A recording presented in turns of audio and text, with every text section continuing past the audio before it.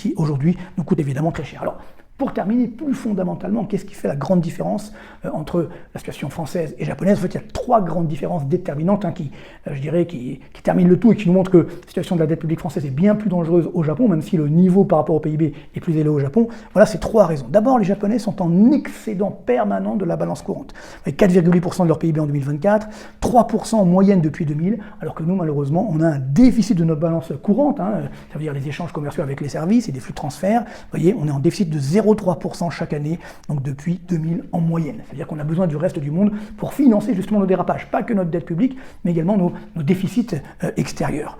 Deuxième grande différence, on en parlait tout à l'heure, la charge d'intérêt de la dette, c'est à peu près 0,5% du PIB japonais, même si les taux d'intérêt ont un petit peu augmenté au Japon, ils sont encore loin de ce qui se passe chez nous, donc ça reste jouable. Par contre, chez nous, la charge d'intérêt de la dette, c'est 2,4% de notre PIB.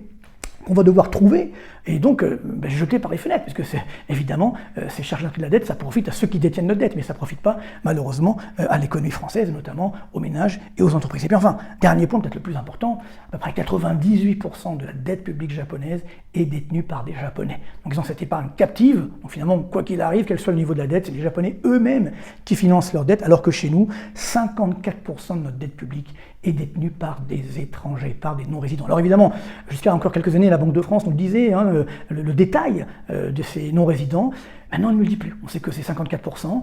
Les dernières estimations qu'on avait, c'était la moitié de 54%, ce sont des Européens, et l'autre moitié, c'est partagé entre les États-Unis, la Chine, les pays du Golfe. Mais on ne sait pas comment ça a évolué dernièrement. Il y a une sorte d'omerta assez incroyable. Et donc peut-être qu'on peut comprendre également certaines accointances entre les dirigeants français et d'autres pays, parce que justement, peut-être que la part de notre dette détenue par des pays qui ne sont pas forcément amis, évidemment, pose problème. Donc ça sera surveillé. Je ne vais pas donner des éléments, parce que je n'ai pas les chiffres, encore une fois, officiels, et je ne parlerai que de chiffres officiels, mais voilà, j'ai des petites inquiétudes là aussi malheureusement sur notre indépendance pour l'avenir, parce que plus évidemment des États étrangers, surtout s'ils ne sont pas forcément amicaux, détiennent notre dette, plus nous sommes en danger, plus nous perdons notre indépendance, et plus la France évidemment devient le vassal d'autres pays. C'est ça qui est extrêmement dangereux, il faudra le surveiller, et je demande officiellement que la Banque de France nous donne le détail de ces chiffres aujourd'hui, que nous sachions qui détient notre dette, justement pour mieux comprendre ce qui est en train de nous arriver en France, et éventuellement pour